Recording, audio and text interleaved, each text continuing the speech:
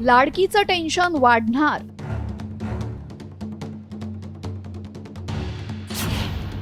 अपात्र लाडकीचे लाड थांबवणार.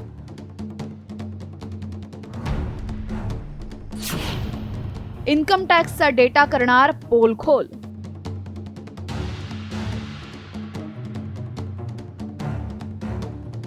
महायुती सरकारनं सत्तेत आल्यानंतर बोगस लाडक्या बहिणींना अपात्र करण्याचा सपाटाच लावलाय.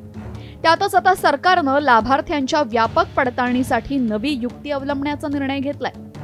यासाठी सरकारकडनं आयकर रिटर्न डेटाचा वापर केला जाणार आहे.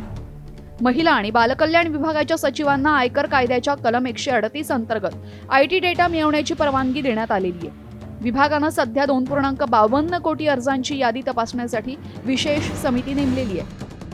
या अंतर्गत कर भरणाऱ्या किंवा सरकारी नोकरीत असलेल्या कुटुंबातील महिलांचे अर्ज अपात्र ठरवले जातील. इन्कम टॅक्सकडील माहितीनुसार 2.5 लाखांपेक्षा जास्त उत्पन्न असलेल्या 50 लाखांहून अधिक महिला अपात्र ठरतील अशी शक्यता आहे. मात्र याआधी कोणत्या कारणांमुळे लाडकींना अपात्र ठरवण्यात आलं होतं पाहूयात. संजय गांधी निराधार योजनेच्या लाभार्थी जवळपास 2,30,000 महिला अपात्र. वय 65 वर्षांहून अधिक असल्याने 1,10,000 महिला अपात्र. 4 चाकी वाहन असल्यामुळे 1,60,000 महिला अपात्र.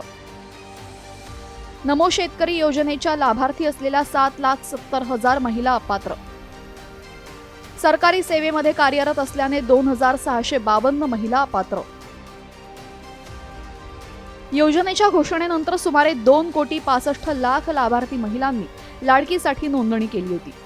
त्याचपैकी आता 2.5 कोटी लाडक्या बहिणींच्या बँक खात्यामध्ये दरमहा 1,500 रुपये जमा होत आहेत. या योजनेच्या सर्व अटी आणि शर्ती बघितल्यास राज्यभरातून साधारणतः 1,20,00,000 महिलाच योजनेसाठी पात्र ठरण्याची शक्यता आहे. आयटी रिटर्न चेक केल्यानंतर अपात्र लाडकींची संख्या वाढणार हे मात्र निश्चित. ब्युरो रिपोर्ट, साम टीव्ही न्यूज.